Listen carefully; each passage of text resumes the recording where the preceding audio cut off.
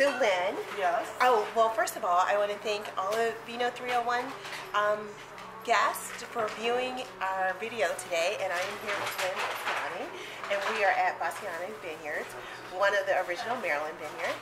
So thank you for our Women in Wine series. Sure. So I'm going to ask you just to tell them about Basignani and you and how you got started.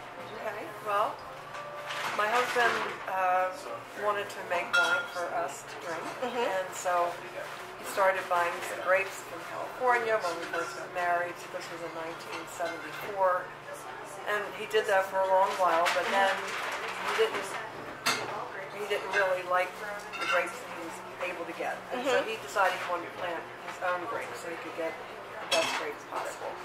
And so he did, and we started with a very small planting of 60 vines, and over the years that planting got bigger and bigger and bigger, so we had to make more and more wine, much more than we could drink.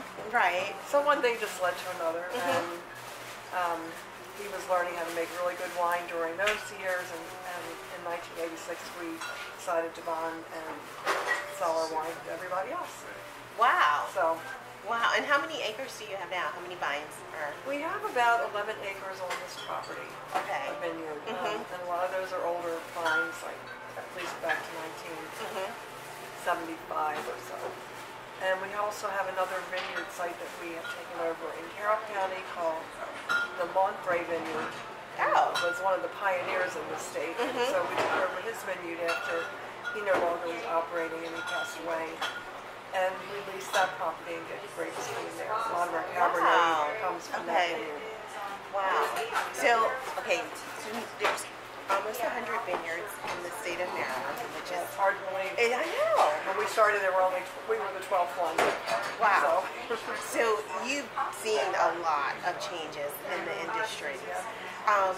So what do you think about the industry now and the impact women are having on the industry? Well, there are a lot of women winemakers in the state. There are a lot of women running wineries, and we're doing a great job. I'm not really doing this by myself. I'm one of a partnership, but women are very important to running a winery. Yeah. Doing the part that I do, for sure, even if they're not out there picking the grapes and making the wine. Running the winery itself is a lot. Yes. Like when it's a full-time job. We're here a lot in Basignani's tasting room, and I just see like a blur of just your hair every time going back and forth. Running in and out. In and out, because you have so much that you're doing, and you also have started the pizza nights, which we started that. We built our brick oven about, gosh, I guess it's been about 10 years now. And that's become a huge draw for us, for people to come out. I think they come out because they love the pizza. The pizza is great. But we also offer music along with it. So it's really nice Friday evening to come out and listen to music and get some pizza. And have really good wine. And have some good wine. And have some good wine, too. Yeah. And then recently, which I'm a fan of, you did your wine club, you revamped your wine club, and now you have an all-new wine club. Can you tell people about that?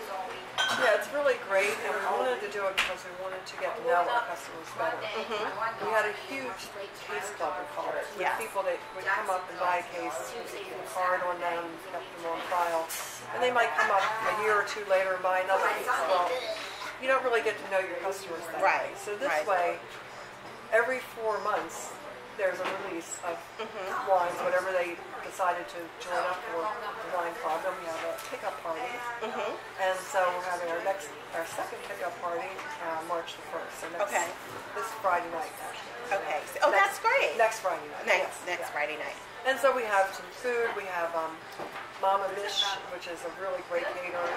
Another great woman caterer, is coming out, and she'll be doing food to sell. And we're going to have some live music, and we're going to be doing something special, some kind of special tasting. Last time we did a vertical of some of our older Lorenzino Cabernets. So this time I think we might be doing a vertical of some older Chardonnays. So we're going white this time. That's nice. Yeah, so it's just a way we can see all of our wine club members 4 times a year. And it's not that big of an investment because they only have to buy 4 bottles every quarter, so it's 16 bottles a year. That's not bad at all. So From you one can do more than that. You yes. can do 6 bottles or 12, but even if you do the least, it's not that. No, that's good. And you get to come out and have a nice evening. Yeah. So my favorite wine here is the sparkling. I love the sparkling. And that was here. the wine club exclusive. Yes, I love the sparkling. Do you have a favorite? Well, my favorite white wine. Oh, I love sparkling too. Give me a bubble. Right, anytime, exactly. But I love the Chardonnay. That's probably my very favorite white. Okay. I love the rosé, our new rosé that we just released last spring. You want to go leather? Yeah, I like that rosé. Yeah. And I love the Cabernet or the Reserve Cabernet for a red. Yeah. I'm not a big sweet wine drinker. No, neither am I. But you know what? You do a good job complimenting everyone's taste. So often people love your Riesling here, and they love the Month and Moon, which is on the sweeter side. Yes. So there's something here for everyone. So if you do prefer a semi-dry wine, there's something here, and then the Cabernet for we others. really can satisfy most tastes. Yeah. And the rosé I love because that can go either way. You know, you have a couple. I only drink dry. I only drink sweet, but with that, it kind of leads to It does. It does. So it's really nice. It is very And nice. the port is another good thing. Yeah. That's it. And it's good with cheese. Very good with cheese. Very, and yeah. nuts, cashews, and dark chocolate. Yes. Yeah. And then you offer a cheese plate, right? You do a cheese plate. Take it to a wine and cheese pairing. We have 4 cheeses paired with 4 wines, and then you get 2 additional wines. It's a really nice way to taste wine. Instead of just having a few little nibble crackers. Right. And cheese, it just kind of complement each other. Because wine complements food. It does. It's meant to have. It's meant to. Yeah. It's a great food, and not that you can't drink it by itself. I do that while fixing dinner, but but I like to drink it with food. Right. Yes. And, preferably in a glass. Yes. Preferably in a glass. So I have one last question for you. Can you tell people anything new or what to expect this season from Basignani when they're out here going to the vineyards? Well, of course, we have our beautiful and all summer we do the music nights and Friday nights. And this summer, for the first time, we're going to be doing bands every Friday night. Not just not just a singer with an acoustic guitar in the corner.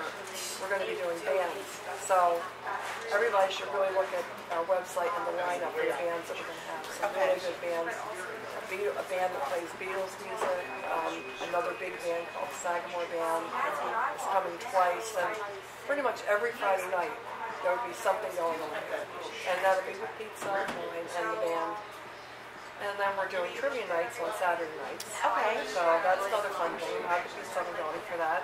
And that's, again, all that information is on our website. Great. So, Well, thank you for sharing with us, and thanks for being a pioneer for the Maryland wines. coming out all these years. Well, thanks Vino 301 family, and please stay tuned for the rest of our series on Maryland wine and women in Maryland wine. Take care.